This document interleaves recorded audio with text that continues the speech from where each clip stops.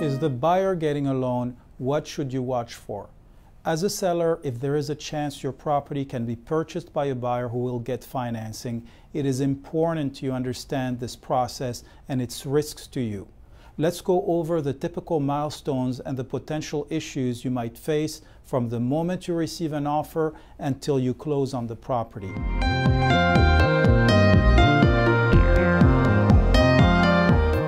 The first step a financed and serious buyer must take is to get pre-approved.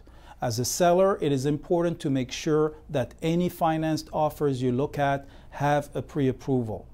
The pre-approval must be in writing from a licensed lender that has all of their contact information on the pre-approval letter. This pre-approval should also be dated within 30 days.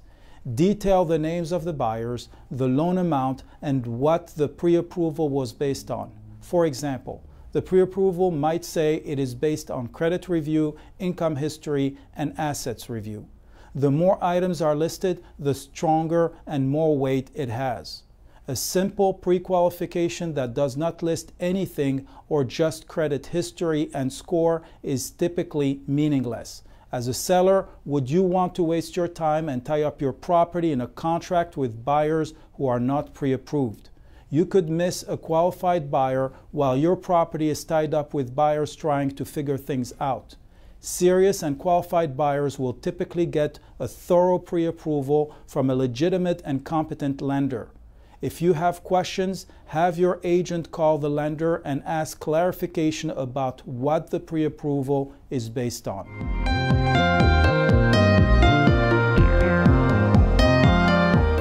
First item is price.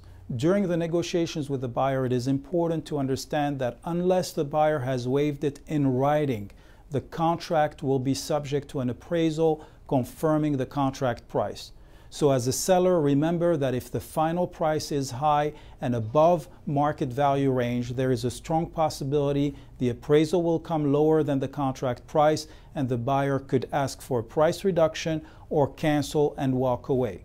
This is a waste of your time and could hurt you because if the property is priced high, goes under contract status in the MLS, then back on market when the deal falls through, the buyers and their agents out there will most likely guess it was either due to inspection issues or the property not appraising. Second item is repairs. Anytime you are dealing with a financed buyer, there are some items of repairs that will not be acceptable to most lenders depending on the type of property and loan. For example, most lenders will not approve loans on properties to be occupied by the buyers if there are active roof leaks unless they are repaired prior to closing. If the roof is deemed to have exceeded its life expectancy because it is too old, the roof might have to be replaced. If there are structural issues, mold issues, or major plumbing or electrical issues, these most likely will kill the transaction. For some loans, even cracked or broken windows are not acceptable and must be repaired prior to closing. So as a seller, it is important to ask questions from a few lenders and your agent before you list your property for sale to understand how its current condition might affect if and how a buyer could get financing. Accepting a contract from a financed buyer when a seller knows there are major issues with the property is not a wise gamble. Who is going to pay for those repairs when they will be raised by the inspector or appraiser? Third item, longer closing date. Financed buyers typically need 45 to 60 days to complete the financing process. A cash buyer can sometimes close in days.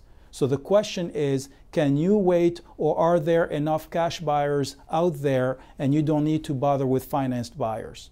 Fourth item of negotiations is the overall higher risk of not closing. In a financed offer, there are so many variables added by the lender and their requirements and the buyer's ability to fully qualify that there is always the risk that the transactions won't close even after all parties spent time and money and thought all conditions were satisfied.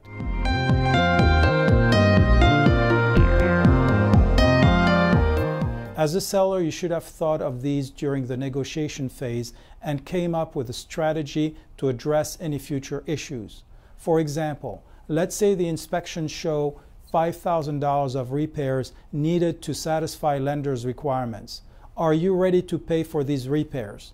You see, the buyer is most likely not going to pay for them because they will lose their money if the transaction does not close. If the appraisal comes low, are you ready to reduce the price if the buyer cannot or is not willing to come up with more money?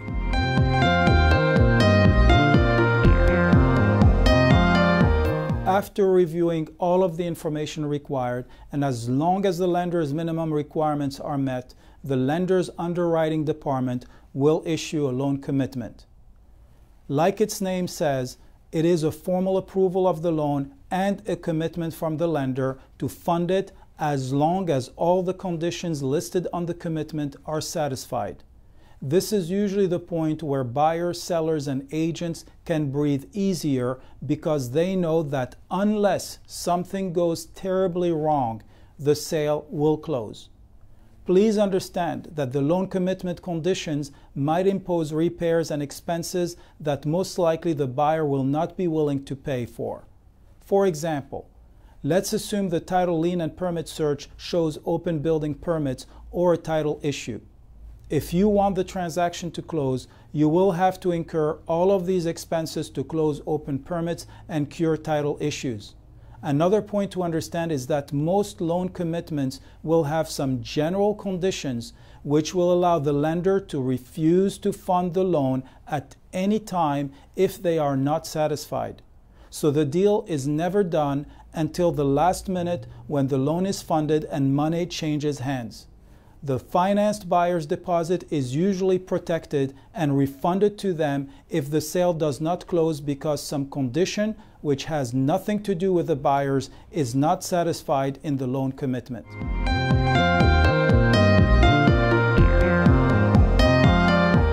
It is crucial as a seller that you make sure that all contractual obligations and all loan commitment conditions are satisfied before closing day.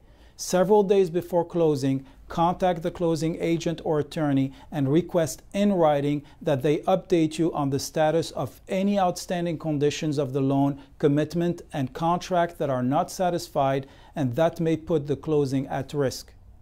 As usual, I will advise you to consult with a local real estate attorney throughout this process, and especially if you have any questions or concerns so you understand your rights and options.